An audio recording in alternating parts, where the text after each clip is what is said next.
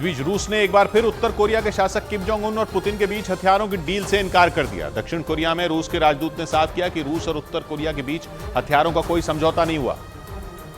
जबकि पश्चिमी मीडिया में लगातार ये खबरें आई कि रूस और उत्तर कोरिया के बीच हथियारों की डील हुई, लेकिन जैसे ही इसकी जानकारी दक्षिण कोरिया को मिली, उसने बिना देरी किए रूस के राजदूत को तलब किया, जिसके बाद रूसी राजदूत ने यह दावा किया कि रूस और उत्तर कोरिया के बीच हथियारों का कोई समझौता नहीं हुआ।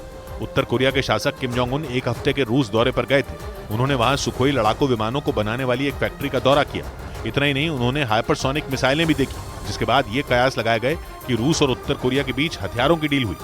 इधर एनआईए ने देश के 43 गैंगस्टरों की फोटो जारी कर उन्हें पकड़ने में आम लोगों से सहयोग मांगा। लोगों से अपील की गई कि इनकी लोकेशन, इनकी प्रॉपर्टी या इनसे जुड़ी कोई भी जानकारी अगर किसी के पास हो तो वो एनआईए को दी जाए। और इन 43 अपराधियों में देश में सक्रिय आतंकियों के अलावा विदेश में बैठे कई गैंगस्टरों का भी नाम है।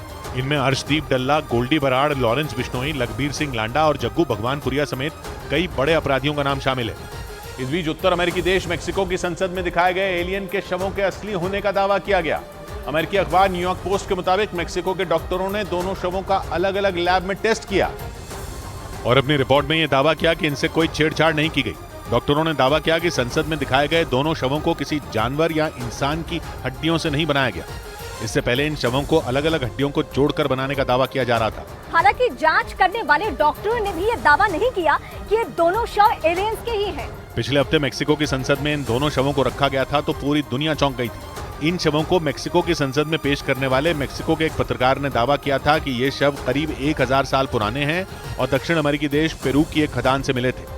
उन्होंने इन शवों के हाथों में 3 उंगलियां और सामान्य से बड़ा सिर होने का भी दावा किया था। हालांकि दुनिया भर के कई वैज्ञानिकों और पुरातत्वविदों ने इन्हें एलियन मानने से इनकार कर दिया था और मेक्सिको के पत्रकार पर दुनिया को धोखा देने का आरोप लगा दिया था।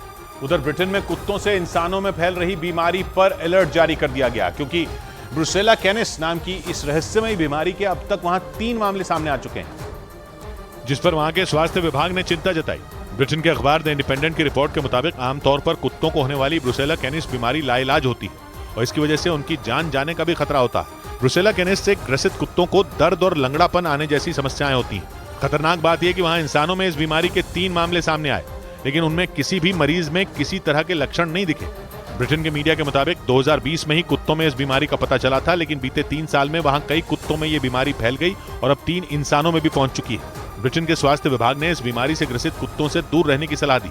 इस बीच पश्चिमी मीडिया के मुताबिक दक्षिण कोरिया में ड्रग्स की तस्करी करने के आरोप में एक अमेरिकी सैनिक को गिरफ्तार कर लिया गया। बताया गया कि वो आरोपी सैनिक उन ड्रग्स को अमेरिका से दक्षिण कोरिया ले गया था और उसने वहां अमेरिका के सैन्य बेस में कई सैनिकों को ड्रग्स बेचे। लेकिन पश्चिमी मीडिया के मुताबिक इसकी भनक लगते ही दक्षिण कोरिया के पुलिस ने उस आरोपी अमेरिकी सैनिक को गिरफ्तार कर लिया और उससे ड्रग्स भी बरामद करने का दावा किया।